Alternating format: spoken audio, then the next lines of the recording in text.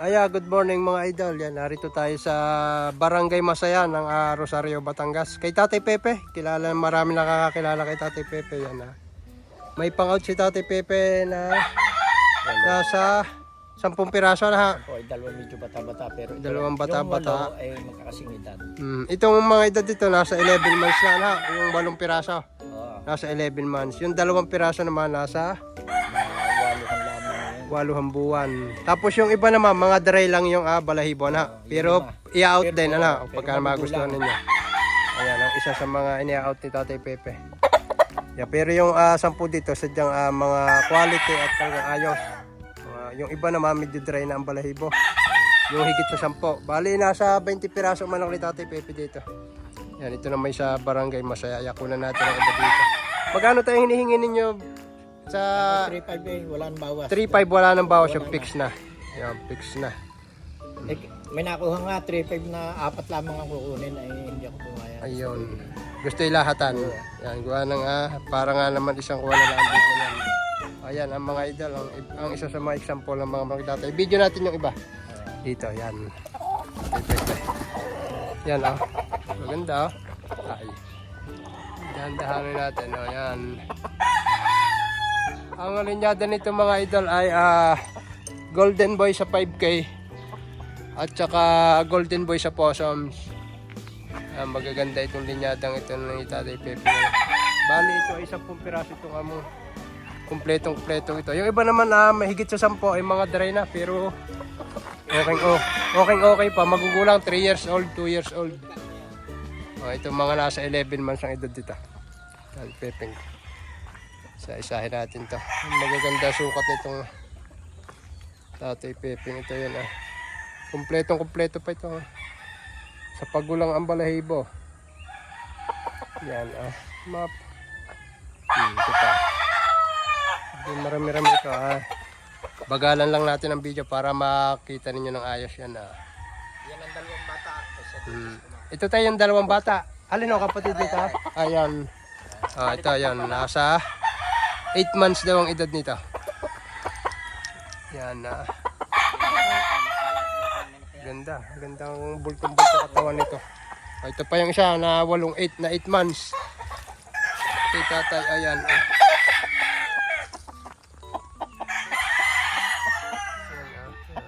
Ang manok.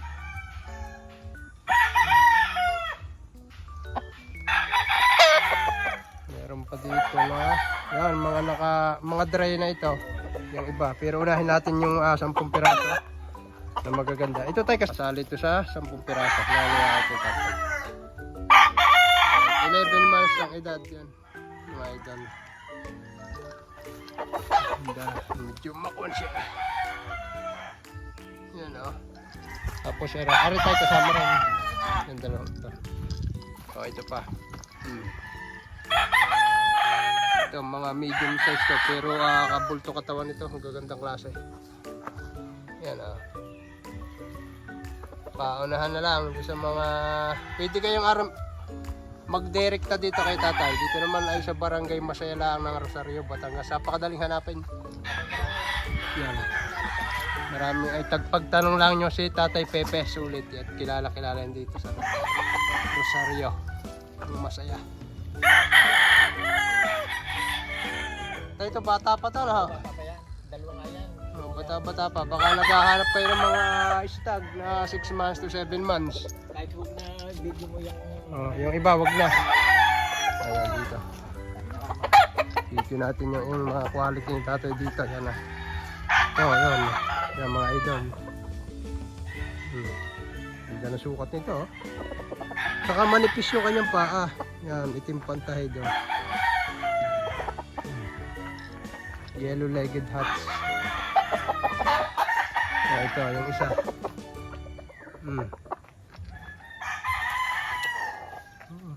Puro dalo sa pito kay tatay. Tay, pahawak po isang yan. Yan dibandirahan sa mahilig sa mga puging manok. Ayan pugay. Talagang napakaganda lala. Para si tatay, pugay. Napakapogi nito. Yan. I-post ko na lang uli yung number ni tatay. Baka para kayo ay makapunta. Paunahan na lang. At ito naman, sa 10 piraso itong 10 piraso to. quality ito ni tatay. Yung iba, mahigit sa 10 ay mga dry na ang balahibo. Pero ayos pa rin, pwede pa. Dalawahan taon na yan. Dalawahan taon daw. O ito, yung mga 11 months. Yan, tayong isang yam. Yan. Si tatay na may napakabait kausap ng mga aray. Pamimeriendahin pa kayo. Ayan. Ayan ha. Dibandirahan din to.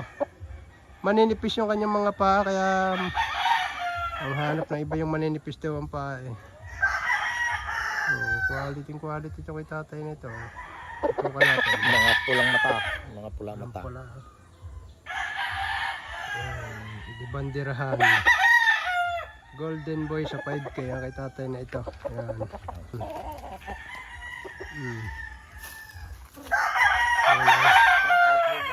Oh, ito kunin ko na lang eh.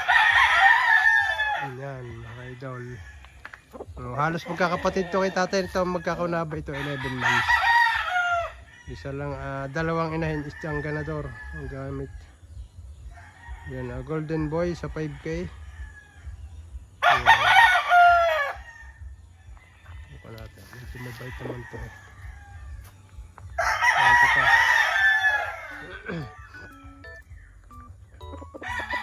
Minipis ang kanyang mga paa. Namumula-mula ang mga itim. Itim ang tahid yata nito.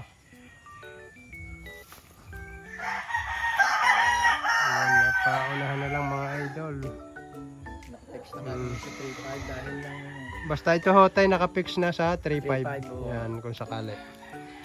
dahil lang kinukuha 4 na piraso lamang, 3.5 kako hindi. Gusto Hindi ko kayo pumayag. 8 o 10. 10 piraso. Ito yung mga breed ni tatay. Kaya lang, mga banded ito hindi. Ayan, hindi na ito na bandidan. Gawa ng medyo busy si tatay. Yan. Gawa ng paalisin ng mga ito pa ibang bansa, babakasyon. Kaya, huling papisana ito. Kaya hindi banded. Pero,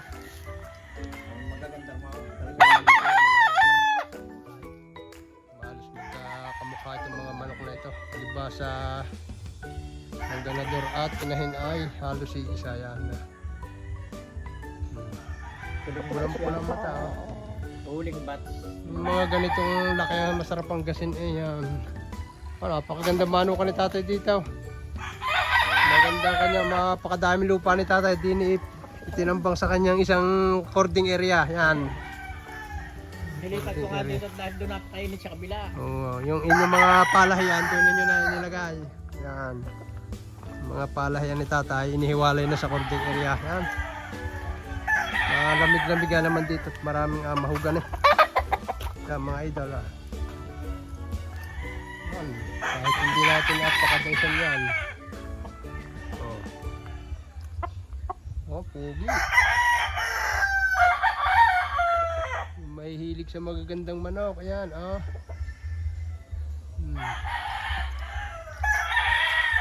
Ito pa, yan.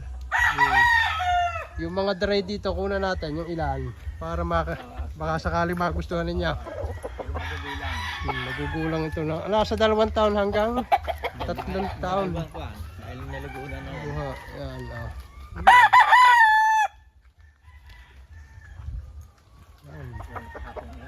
Ito yan, mga dry na ito. Dami pa ni tatay bakante dito. Meron siya pantambang na nasa 30 piraso pa, hindi pa natatambang. Yan, gulang na nga ito. Medyo dry na ito. Magkano tayo sa ganito pagka medyo dry na? Wala, bibigay ko ng 3,000 yan. 3,000. Yan ang mapakagulang na nito. Yan ang tahid. Ang pintas na magkukuhan dyan, may dry. Dry ang balahibo. Pero yung aking style, talaga magaganda.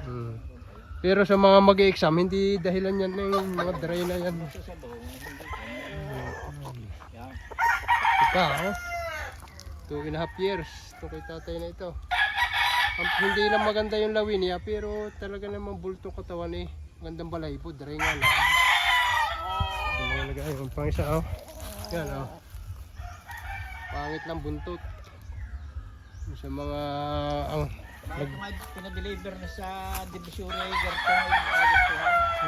Ang katawan, basta ang katawan naman ay kuwan. Bul Lamang yung Oo. binigyan ko, pinadeliver sa Lalamaw. Lalamove. Ito tayo, mayahin to, no? O, dry na rin to. Yan, for sharing na rin ito ni tatay. Magugulang to kay tatay nito. 5 piraso. Ano, ang ganda ng view ng tatay ang farm dito. Ayan, ah. Lawak pa na kanyang tambangan dito. Yan. Doon sa mga interesado, pagdating ninyo ng Rosario, hanapin lang ninyo ang Barangay Masaya. At doon sa boundary, tabi ng highway ang boundary ng Barangay Masaya. Pagpasok niyo ng Barangay Masaya, ipagtanong lang niyo si Tatay Pepe, sulit. Pagkapasok niyo ng boundary, dire-diretso lang. May building, may bakod doon mahaba doon sa dulo. Dulo ng bakod na yan. Tapat na, panaderya tayo ano ho.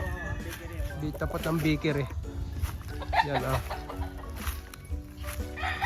Okay, tatay na ito. Hindi magtatagal tayo nyo itong mga kwarto.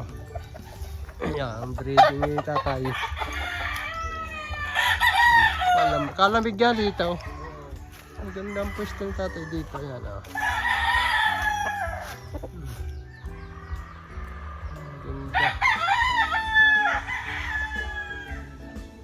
Dito sa ang kulay mga idol. Yan hanggang dito na lang ating video mga idol. Yan. Mag-message na. Ipopost ko na lang ang number ni tatay kung sakaling magustuhan.